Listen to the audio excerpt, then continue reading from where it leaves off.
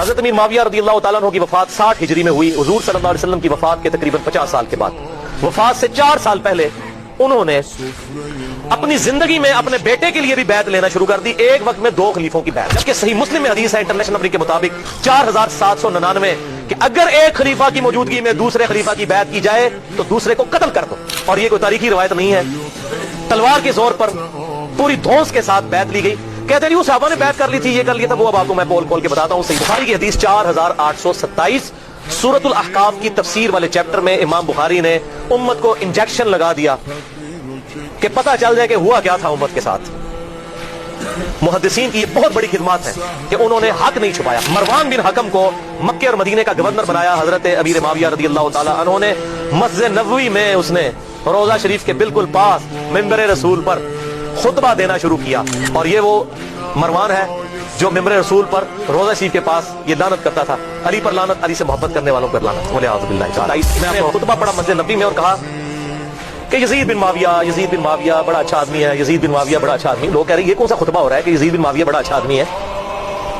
اور پھر اس نے کہا کہ اللہ تعالیٰ نے امیر المومنین حضرت معاویہ بن ابی سفیان رضی اللہ تعالیٰ عنہ کو ایک بڑی اچھی بات سجھائی ہے. وہ امت کے وسیع تر مفاد میں چاہتے ہیں کہ اپنے بیٹے کو اپنے بعد خلیفہ نامزد کریں. وہاں پر حضرت ابو بکر کا بیٹا کھڑا ہوا, عبد الرحمن بن ابی بکر, حضرت عائشہ کا بھائی. اور امام بخاری نے نقل نہیں کیا کہ اس نے کیا کہا, انہوں نے کوئی چوبے والی گل کی تھی, اور میں گل دسنا کیڑی ہے.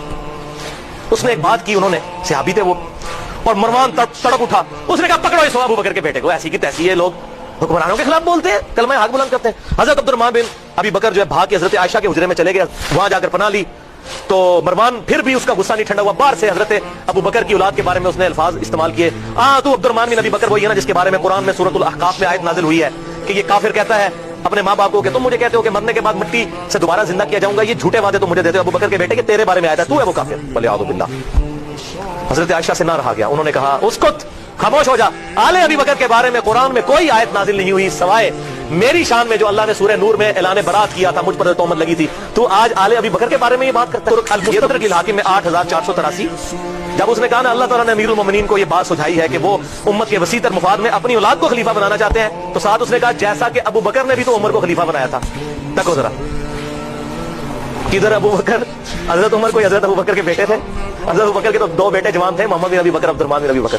تو عبد الرحمن بن ابی بکر وہیں بیٹھے تھے. انہوں نے کہا اور تو سیدھی طرح کیوں نہیں کہتا تیرا امیر المومنین معاویہ بن ابی سفیان کیسر و کسرا کی سنت کو زندہ کرنا چاہتا ہے, ابو بکر اور عمر کی سنت نہیں. ابو بکر اور عمر نے اپنی اولاد کو نہیں نوازا, اور تیرا امیر المومنین اپنی اولاد کو نوازنا چاہتا ہے. جوش میں انہوں نے جب یہ کلاس لی, پھر انہوں نے کہا پڑھو انہوں, بول رہا ہے اے گل ہوئی سی.